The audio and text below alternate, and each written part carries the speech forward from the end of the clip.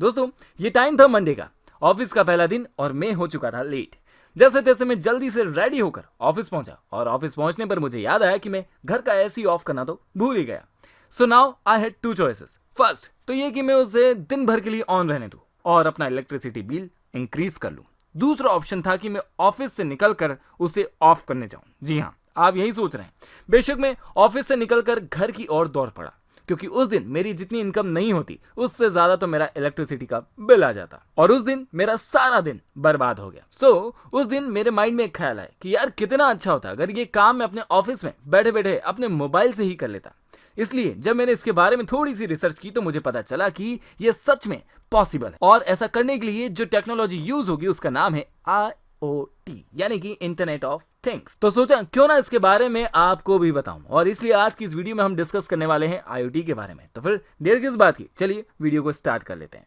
So guys, IoT का मतलब है हमारे आसपास या इस दुनिया में प्रेजेंट करोड़ों अरबों इलेक्ट्रॉनिक डिवाइस, जैसे आपका मोबाइल, स्मार्ट वॉच, बाइक या फिर घर में यूज होने वाले होम अप्लायंसेस। और इतना ही नहीं बल्कि हर वो फिजिकल डिवाइस जो कि ऑन और ऑफ हो सकती है। इन सभी का इंटरनेट से कनेक्ट होना और आपस में एक दूसरे से कम्युनिकेट करना, इंफॉर्मेशन को एक्सचेंज करना, यही सब कुछ या इस तरह के एक्शन को ही हम लोग IoT कहते हैं। चलिए इसे और इजी एग्जांपल से समझते हैं। दोस्तों फिलहाल आप जिस मोबाइल, लैपटॉप या टैबलेट में ये वीडियो देख रहे हैं और ज्यादातर चांस ये है कि आप इसे अपने स्मार्टफोन में देख रहे होंगे। खैर जो भी हो, आपका स्मार्टफोन भी कहीं ना कहीं इंटरनेट से कनेक्ट है और ये जो वीडियो है वो भी इंटरनेट के किसी न किसी सर्वर पर जरूर स्टोर है।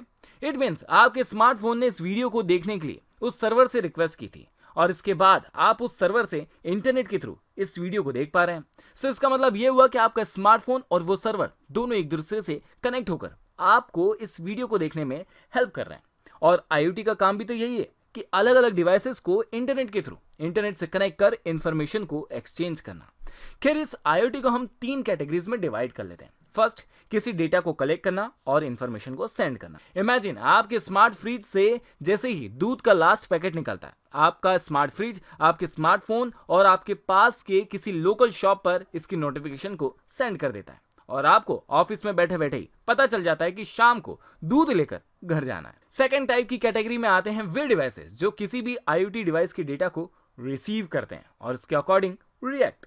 जी हाँ, जैसे कि शॉप के IoT डिवाइस पर मिल्क का नोटिफिकेशन आना। जैसे ही नोटिफिकेशन उस शॉप ऑनर को मिलता है उसके बाद या तो वो मिल्क के पैकेट्स घर पहुंचा देता है या फिर पैक करके रख देता है। और लास्ट कैटेगरी में आते हैं वो डिवाइसेस जो इन दोनों ही कैटेगरीज के वर्क को परफॉर्म कर सकते हैं। जैसे कि शॉप पर लगा हुआ IoT डिवाइस आपके स्मार्टफोन पर नोटिफिकेशन सेंड कर देगा कि दूध के पैकेट की डिलीवरी आपके घर पर हो चुकी है।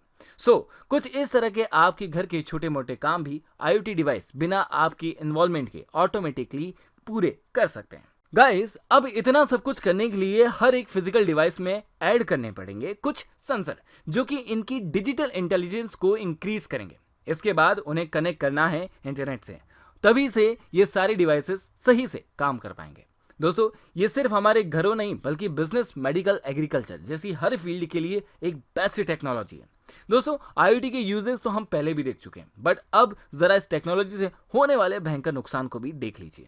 सबसे पहले जो इसका नुकसान है वो हमारी सिक्योरिटी पर है, क्योंकि जैसे जैसे हमारी टेक्नोलॉजी आगे बढ़ रही है वैसे वैसे साइबर क्राइम भी बढ़ते जा रहे हैं। और अगर हमारा कोई सिंगल डिवाइस भी हैक होता है तो उस अकेले डिवाइस से हमारे ऑलमोस्ट सारे डिवाइस हैक हो सकते हैं। इससे हमारी प्राइवेसी और हमारा बैंक अकाउंट सब कुछ खतरे में आ सकता है। इसके अलावा हमारे डिवाइसेस में वायरस अटैक भी बढ़ सकता है, जिससे IoT का सारा एनवायरनमेंट स्पॉइल होने के चांसेस बहुत तेजी से बढ़ जाते हैं। दोस्तों सबसे बड़ी बात बताऊं, इस टेक्नोलॉजी का यूज करने की कॉस्ट बहुत ज्यादा है और इसका सबसे बड़ा एग्जांपल है एप्पल, क्योंकि एप्पल अपने इकोसिस्टम के लिए जाना जाता है। एप्पल का iPhone, iPad, MacBook Pro, almost हर प्रोडक्ट एक दूसरे से सिंक या इंटरकनेक्ट होते हैं और पब्लिक इसी इकोसिस्टम को या फिर कहे IoT की वजह से एप्पल को प्रेफर करती है। इसी के साथ IoT डिवाइसेस के लिए अलग से सेंसर्स और उनमें एल्गोरिथम फीड करना काफी मुश्किल होता है। बट इन सब के बावजूद आने वाले 5 सालों में IoT डिवाइसेस की संख्या अराउंड 41 बिलियन यानी कि 4100 करोड़ IoT डिवाइसेस एग्जिस्टेंस में आने वाले हैं। बट जो भी हो, कंक्लूजन तो ये निकलता है कि इन फ्यूचर अगर इसका सही तरीके से यूज किया गया तो ये हमारे लिए एक गॉड गिफ्ट है, और अगर इसका मिसयूज हुआ ना तो ये टेक्नोलॉजी हमारे लिए कर्स भी साबित हो सकती है। खैर, आप इस बारे में क्या समझते हैं मुझे कमेंट सेक्शन में जरूर बताएं। वीडियो अच्छी लगी हो, जानकारी अच्छी लगी हो तो इसे लाइक कर दीजिए और अपने फ्रेंड्स एंड फैमिली मेंबर्स के साथ में शेयर कर दीजिए। इसी तरह की वीडियो को और देखते रहने के लिए चैनल को सब्सक्राइब कर दीजिए, नोटिफिकेशन बेल आइकन को प्रेस कर दीजिए। मिलता हूं अगली वीडियो में, तब तक के लिए बाय बाय।